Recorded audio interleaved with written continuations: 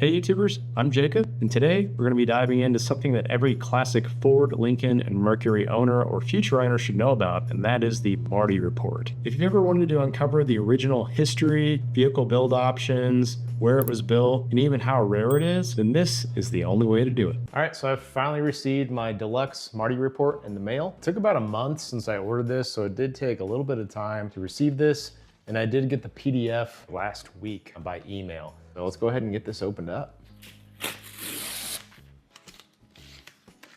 So right off the bat, something that you would not receive if you didn't receive the printed copy, just the PDF, is the actual officially licensed product with the hologram from Ford, which is really cool, super unique. Definitely something that would need to be displayed if I had this at a car show, and just showing its authenticity from Kevin Marti. My serial number is up here. They've got a reproduction of the door plate, which is really cool. It was starting from the top here.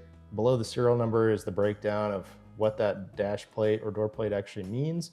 So it is the U15, the U150 Bronco 4x4 wagon. Obviously these 79 Broncos are very similar to the F-Series trucks, and that's why they label them the U150. Originally came with the 351 with the 2-valve engine.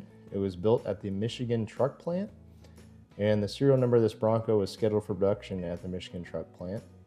Gives me the wheelbase, the original color, dark blue metallic paint, and even the number right here. The U150 Bronco wagon, 6,100 pounds gross vehicle weight.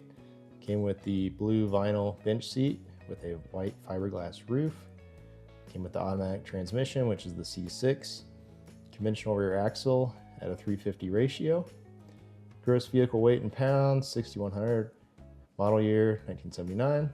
And it was ordered to the Houston District Sales Office. I bought this Bronco out of Austin, Texas, and I had a feeling that this has always been a Texas truck, and it turns out it has. You could tell here, which is really cool, that the stock number and where it was originally sold. So Lay Motors outside Round Rock, Texas, which is North Austin. So that's really cool that it's always been a Texas truck until now, until we've owned it. Here's some other equipment features. It had the white fiberglass roof, had the ammeter and oil pressure gauges, white sidewall tires, had the inside spare tire. So it had the bright low mounted Western mirrors, air conditioner, vinyl body side moldings, AM/FM radio, flip up rear bench seat, visibility group, tinted glass, super cooling radiator, had the convenience group, front and rear chrome bumpers, and the custom package. Over here are some cool important dates. So when the order was received, when it was serialized, when it was bucked,